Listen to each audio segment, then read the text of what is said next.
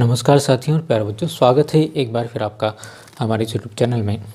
पिछले वीडियो तक हमने जो 3 अंक के प्रश्न के हल देख लिए थे, जितने भी 3 अंकों के प्रश्न थे मॉडल पेपर के अंदर जो एमपी बोर्ड ने दिए हमें। आज से हम इस वीडियो में 4 अंकों के प्रश्नों के हल देखेंगे, सीखेंगे उन प्रश्नों को किस तरीके से हम हल करेंगे। तो यहाँ पर सबसे पहली बात तो हम देख लें कि ब्लूप्रिंट में जो दिया गया है, यहाँ पर 4 अंक के जो 4 प्रश्न पूछ जाएंगे। एक तो अध्याय 3 से आएगा, दूसरा अध्याय 11 से आएगा, एक प्रश्न अध्याय 13 से और एक 14 से आएगा।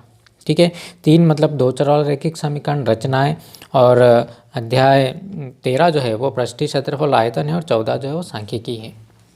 यहाँ पर हम देखते हैं कि हमें जो दिया गया है कि यहाँ पर जो 3 अंक के अंदर जो सबसे पहले जो प्रश्न थे उसको हमने हल कर चुके हैं। और 4 अंक के प्रश्नों को हल को देखने के लिए सबसे पहले यदि आपने इस चैनल को अभी तक सब्सक्राइब नहीं किया है तो सब्सक्राइब बटन पर क्लिक करके चैनल को सब्सक्राइब कर लीजिए, वीडियो को लाइक कीजिए, दोस्तों में शेयर करना मत भूलिए।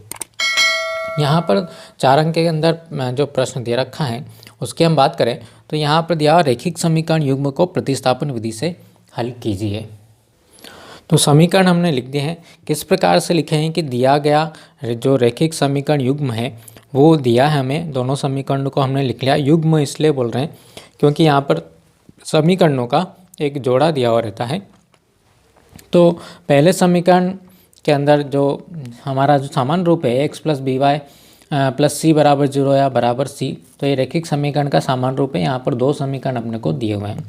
प्रतिस्थापन विधि से अपने को इसको हल करना है। और प्रतिस्थापन विधि किससे कहते हैं, कैसे हम इसके सवालों को हल करेंगे वो भी हम देख लेते हैं। यहाँ पर देखिए दोनों समीकरणों के अंदर सबसे पहले तो देखिए कि किस चर राशि का गुणांक जो है 1 है, उसका उस समीकरण को अपने को लेना है। ठीक है, तो यहाँ पर समीकरण नंबर 2 से हम लेते हैं। ठीक है, समीकरण नंबर 2 से, समीकरण 2 से जो समीकरण 2 अपने को दिया हुआ है वो x प्लस 2y बराबर कितना है, 3 है। और यहाँ से इसमें हम देख रहे हैं कि इसका मान, इसका जो गुणांक है वो ये अकेला है, केवल x है इसके अंदर, तो इसको यहीं रखें और इस 2y को उधर लेकर के चले जाते हैं। तो x का मान अपने को कितना मिल जाएगा, 2y मिल जाएगा। ये हो गया समीकरण नंबर 3। अब इसे प्रतिस्थापन विधि क्यों कहते हैं कि यहाँ पर जो है समीकरण में 3 में जो मान अपने को मिला है उसको हमने ये मान किससे निकाला था, हमने समीकरण 2 से। समीकरण 2 से निकाला मतलब इसका काम जो हमारा ख़त्म हो गया है। अब हमें समीकरण 2 की ज़रूरत नहीं पड़ने वाली है। अब यहाँ से जो x का मान निकाला उसको अपने को कहाँ प्रतिस्थापित करना है, इस समीकरण 1 में। तो समीकरण 1 में यहाँ पर हम लिखेंगे x का मान प्रतिस्थापित करने पर, प्रतिस्थापित करना मतलब उसकी जगह किसी दूसरे को जा कर के बिठाना, उसको हटा करके जो है हम दूसरे को ले जा कर के वहाँ पे बिठा देंगे उसकी जगह। लेकिन उसकी जो तुलना है कि इसका मान जो है उसके बराबर होना चाहिए। ठीक है, ये x का मान है तो समीकरण 1 जो थी हमारी उसको हम लिख लेते हैं 2x धन 3y बराबर 4।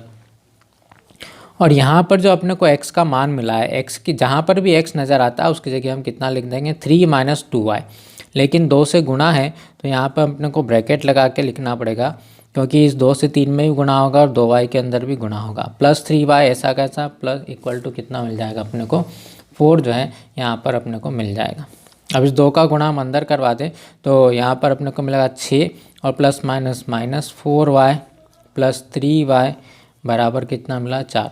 अब y को एक तरफ ले जाएं और नंबर्स को एक तरफ हम रखें तो यहाँ पर हम देखते हैं कि माइनस का 4y और प्लस का 3y है। माइनस के 4 हैं, प्लस के 3 हैं हमारे पास में, तो प्लस 3 से माइनस 3 तो हमारे जो है क्या हो जाएंगे, ख़त्म हो जाएंगे। बचेगा कौन, सिर्फ माइनस 1y बचेगा, डेट मीन्स माइनस y बचेगा। और इस 6 को हम इधर लेकर के आए तो कितना हो जाएगा 4 माइनस 6 अपने को मिल जाएगा। 1 प्लस 1 माइनस है, 4 में से 6 को माइनस करेंगे तो कितना मिलेगा अपने को -2 मिलेगा। माइनस से माइनस कैंसिल हुआ तो y का मान अपने को मिल जाएगा, कितना मिल जाएगा, y का मान अपने को यहाँ पर मिल गया 2 मिल।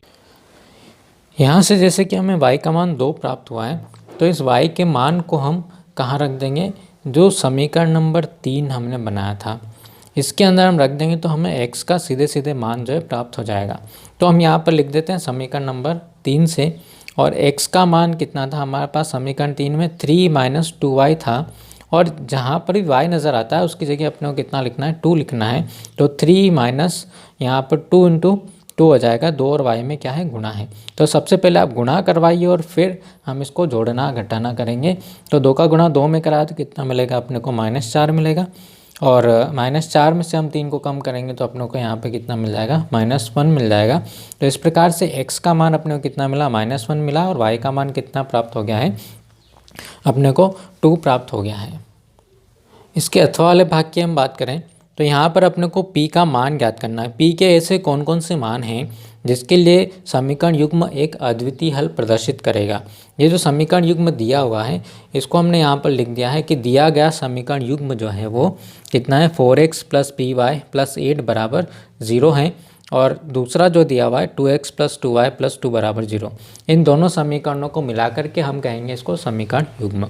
यहाँ पर अपने को p का मान ज्ञात करना है, लेकिन p का मान ज्ञात करने के लिए अपने को जो प्रतिबंध था कि अद्वितीय हल कब प्रदर्शित करेगा उसकी आवश्यकता पड़ेगी, और उसके लिए अपने को अद्वितीय हल के जो सूत्र, जो प्रतिबंध था a1/a2 not equals to b1/b2, उसके अंदर अपने को a1 a2 b1 b2 के मान रखने पड़ेंगे। तो उसके लिए अपने को जो समीकरण युग्म का जो मानक रूप है, देखिए समीकरण युग्म लिखा हुआ है, रैखिक समीकरण का मानक रूप क्या होता है, ax + by + c बराबर 0। और जब हम समीकरण युग्म लिख देते हैं तो यहाँ पर अपने को 2 समीकरणों की ज़रूरत पड़ेगी, और इसके अंदर जो a b और c थे उसमें पहले समीकरण के लिए हम लगा देते हैं इंडेक्स a1 b1 और c1, ठीक है, और दूसरे समीकरण में मिल जाएगा अपने को a2x + b2y + c2 बराबर 0। इससे हम तुलना कर लेते हैं। तो जो a1 वाला समीकरण है उसमें पहले समीकरण की हम तुलना करेंगे, तो यहाँ पर x को हटा कर, क्योंकि x तुलना करेंगे हम, 4x = a1x, x से x हमने हटाया तो a1 का मान कितना मिलेगा अपने को, 4 मिलेगा। b1 के लिए कितना मान मिलेगा, जब हम y से y को छुपा देंगे कि y से y तो हमारा कैंसिल हो जाएगा, तुलना करेंगे हम, तो b1 का मान कितना मिलेगा, b1 बराबर p मिलेगा, और जो अचर राशि है c1 उसका मान कितना मिल गया अपने को, 8 मिल गया। ऐसे ही दूसरे समीकरण के अंदर भी, दूसरे समीकरण में जो x का गुणांक है वो क्या है, a2 है, तो a2 बराबर कितना मिल गया, 2 मिल गया।